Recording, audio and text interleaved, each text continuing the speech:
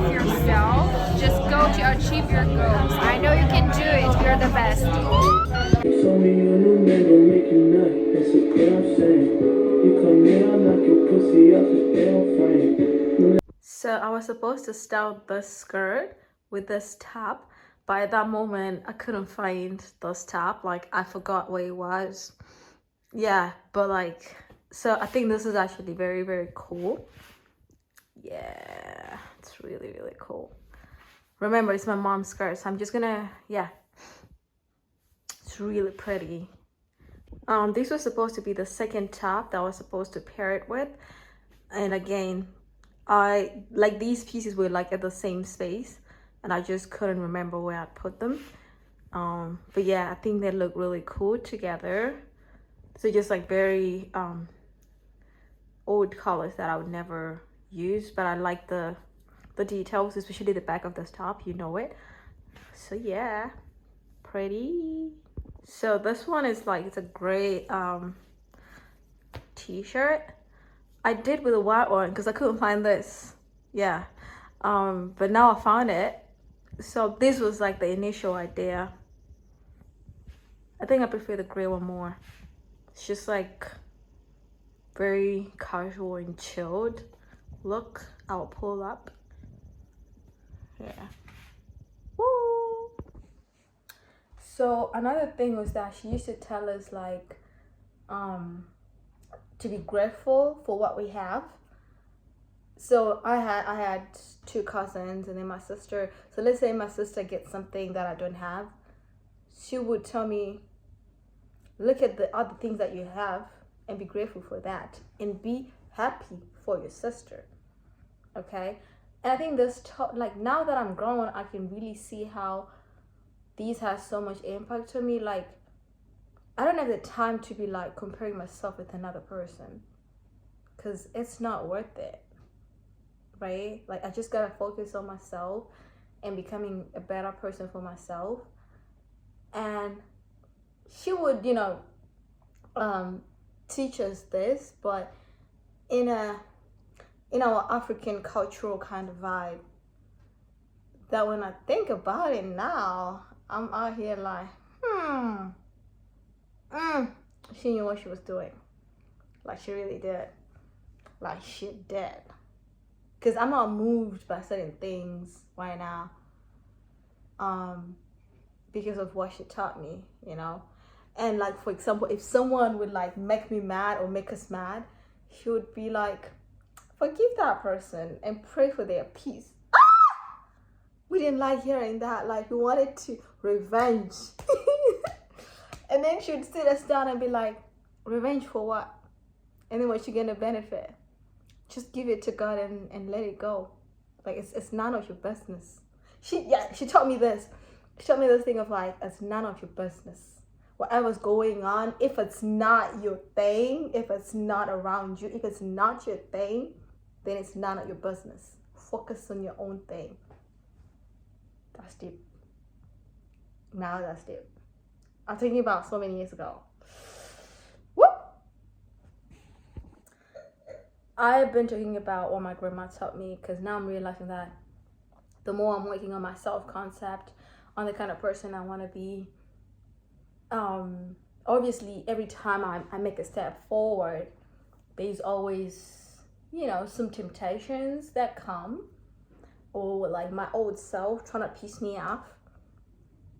And this has been teaching me to control my emotions and to be like, that's my old self that is trying to like get back into the space, but I'm not that person anymore. So I'll really be chilled, like be chilled about it and say, I know God, like I'll be chilled about it. Like I know God got my back and I shouldn't be worried about certain things. This is just like my old self trying to get back into my space, into my brain, into making me react in certain ways that I don't want to react, and just chill, like being like a monk, like chilling, just observing my thoughts and letting them run if they want to run like crazy, But when they're running, I'm already like trying to inject my mind with like positive words about myself. And this has been helping me a lot, because I realized that there's certain things that I wouldn't do that I'm beginning to do, like beautiful things. There's certain things I was scared of, and I'm doing them. Even like, oh, there's a weird sound. And so yeah, working on me this way has been teaching me a lot about myself. There's so many things that I've discovered about myself by just maybe chilling alone. I really love being alone. I've always been like this since I was a kid. I would stay behind the yard and just chill alone. Like, I love that. And I'm also grateful that my family gets it. Like, my family gets it, that I'm that kind of person that I can just get in a space where there's so many people talking and I'm just sitting there like this. Like, I'm not even talking. Like, I don't talk a lot. And I'm grateful for that, because I think having a family that allows you to be yourself, it's a beautiful thing. You know, you don't have to fake it. You're just gonna show up as yourself. You're not faking anything. You're just being yourself. I think that's the best thing to be in this world. When you're yourself, I mean, when I was like in my early 20s, I was like around people that maybe were not my vibe, but I was just trying to like get into it. And I really remember the feeling I would have on my way back home. I would question myself, like, why did I go there? Because every time that I've gone against my body, let's say I'm next to someone or I'm doing something and my body is like, don't do it. Like, my body's just communicating like, this is not feeling safe, and I've gone against it, I've paid for it. Yeah, I've paid for it with my tears, with my time, with so much. And now I'm someone that I really listen to my body, and my body is, I feel like that's the best way I can understand what to do. My body. Even when I'm not next to that person and then I'm just not feeling it, and maybe we're communicating over the phone, if my body's like, then I'm not, because my body tells me everything. And I used to ignore this feeling. I don't know if that's part of intuition, but I'm very grateful that I'm in this space where I'm discovering beautiful parts of myself. And lately I have this picture in my mind of myself when I was 14 or 13, I don't remember. And I was wearing my school uniform when my bag was new, everything was new. And I was standing in front of our yard. I want to find the picture, but when I think of it, it's really like unveiling a lot of things within me when I imagine that picture. And I don't know why my mind keeps going back to that space, but I think it's just like a connection of that person that I was and the person I'm trying to be. And that little girl, she wasn't little, she was like 13, 14, she was trying to figure it out. But like connecting it to the moment of my life, like right now, it's just making sense. It's like these versions of me, when they meet, they're bringing out something beautiful, pretty. Yeah, and I'm grateful for that. What else? Oh, I wanted to add on being a creative person. Oh my God. So being a creative person, I don't know if there are creatives out there. I feel like when you're creative, and I'm talking about myself, there's certain things that I would ignore. Like, I'm like, okay, I know I'm supposed to create something and I'm just not into it. My brain, my body, everything about me will torture me, like, to when I get into it. Because I feel like it's like this kind of energy that'll be sitting in your body, and then you have to release it by creating something. Like, so you have to release it. If you keep it, it's gonna torture you until you release it, which is kind of funny, but it's cool. And I've been realizing that every time maybe I go through something bad, instead of like crying or complaining, I try to transmute that energy, that bad experience, into something beautiful, which is very good. I'm very happy that I'm becoming this kind of person. It's a journey for sure, but I think for now we're cool. We're on a special life journey. I really love my life, and I try to wake up and look at my life differently every day. And when I wake up, I tell God to bring all the miracles that you want to bring on that day, because who's gonna stop miracles from coming, like who? Which is very funny, and it makes life beautiful. I love my life. I love to live my life. I love to experience every minute, every second of it. Of course, I do crash out. Like when I crash out really bad. Like really bad. But when I'm crashing out, I'll be like, okay, at least I've taken out those, these emotions that I'm working on. I'm working on not just reacting on certain things that are not worth my emotions. Not being a tough person, like, no, I'm still gonna be myself, but in my own way. But I need to work a little bit on,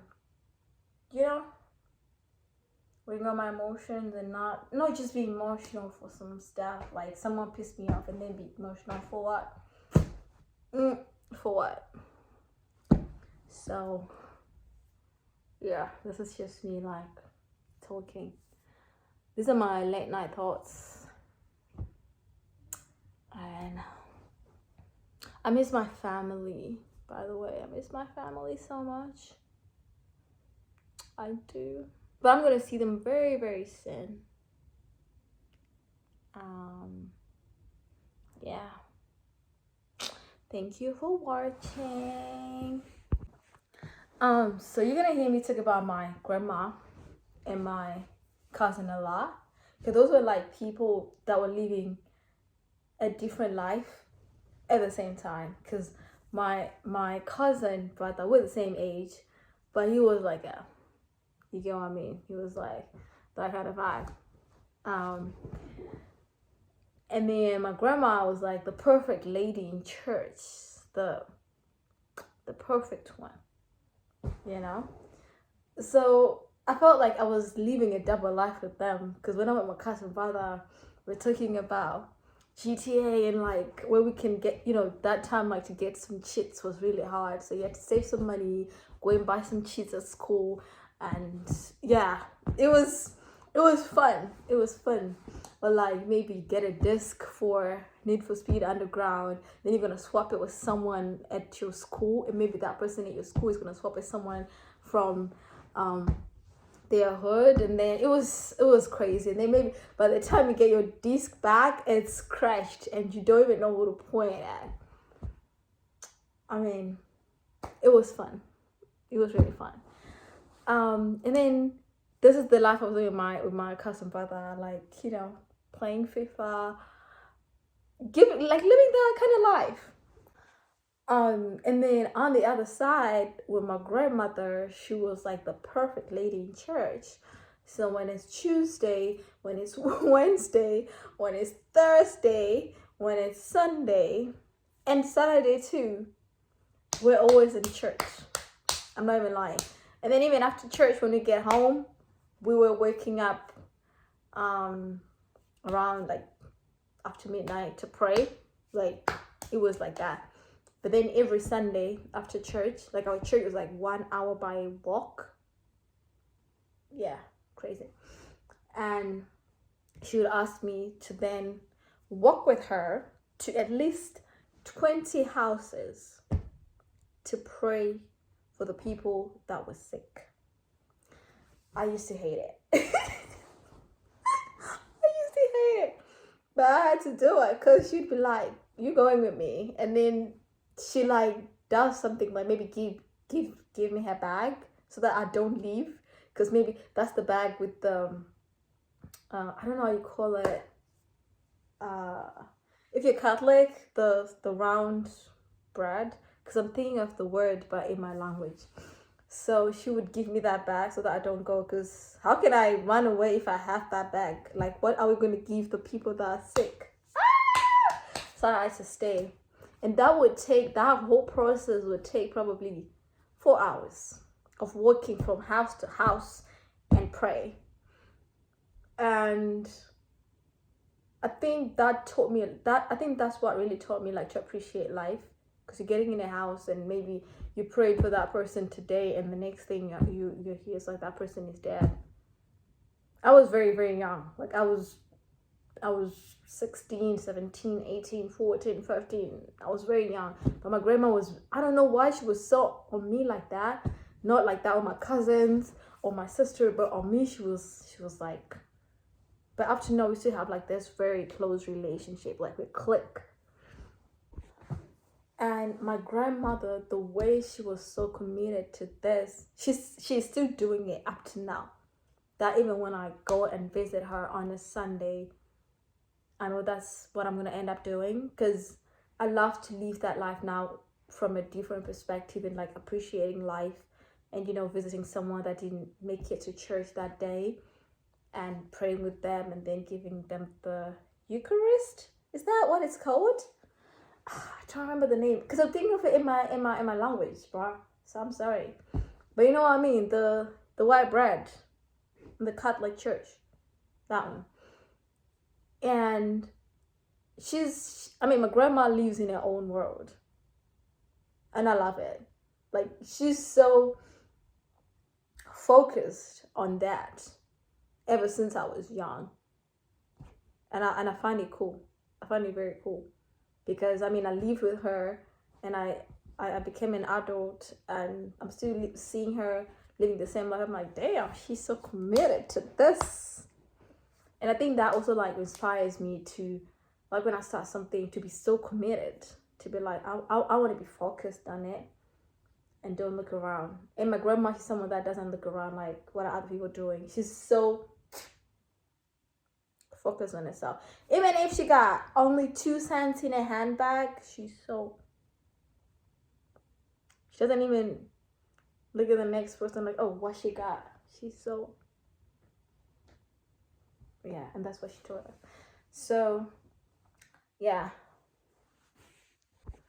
what made me think about this is that now that we're living in a digital world and a lot of things happen, I think even when I'm experiencing something that I don't like, I always think of those days when I was young and there was no internet. We didn't even have phones. And I was just living with my grandma and like living that kind of life.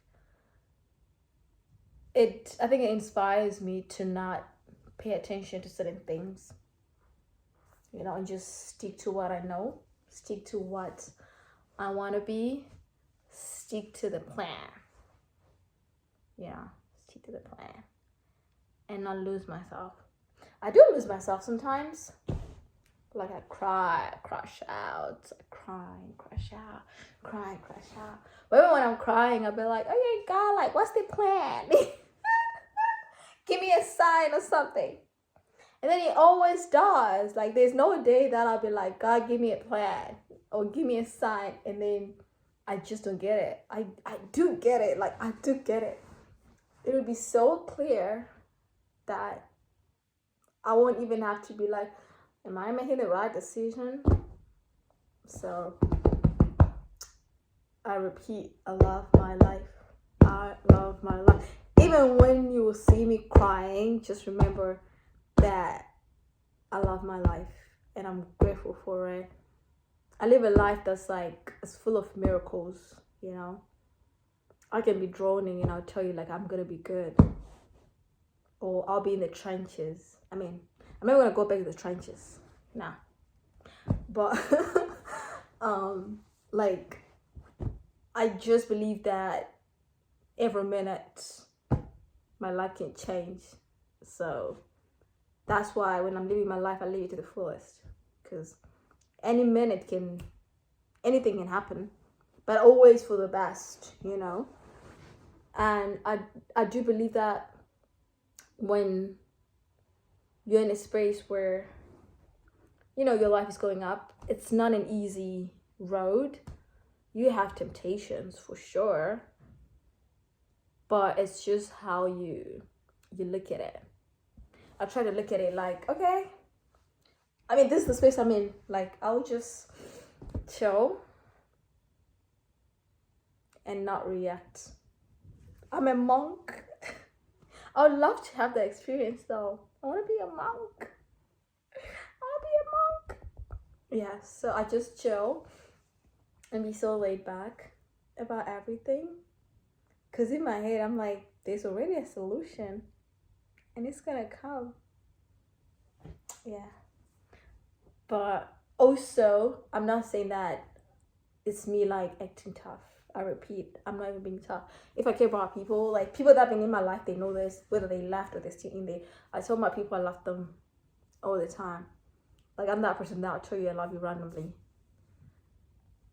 And if you're not in my life, then I'm just gonna pray for you wherever you are. Like, I do these low cute prayers. If I think of someone and I'm not talking to them, I have a lot of people that I miss. I'm not gonna lie. I have a lot of people that I miss, but we can't talk anymore. So if they cross my mind, I just pray for them. That's the maximum I can do. Yeah, so I'm gonna go. I hope you like my hair, right? Do you like my hair? Do you like my hair? It's very long. I do. I like that it's so clean. Yeah. Or you can do this to it. Woo. But I think this is cute. But I normally do this. Below. Whoop. I scream a lot. Yeah, so let's see. Yeah. Thank you for coming to my late night thought session. At least you've been with me. I got a lot of stories to tell. Like a lot of beautiful stories and bad ones. But I'll seek the good ones, because the good ones are always nice. But one day I'll tell you. I'll be putting them out slowly. I feel like these late night thoughts thing is a cool thing. And by the way, my PSP, I can't find the charger for it.